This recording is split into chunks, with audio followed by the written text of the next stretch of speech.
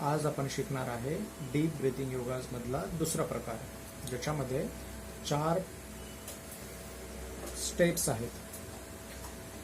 पहिली स्टेप आहे श्वास आतमध्ये घेणे, होल्ड करणे,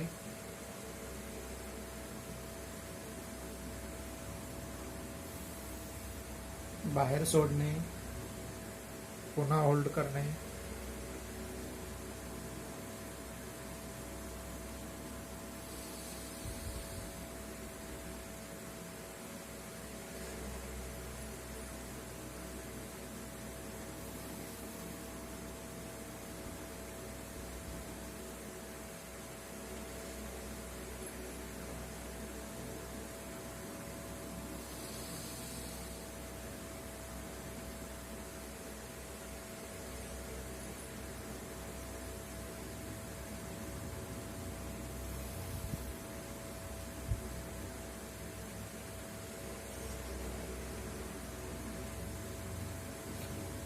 असं तुम्हाला सकाळी 2 ते 3 मिनिट हा योगासन करायचा आहे.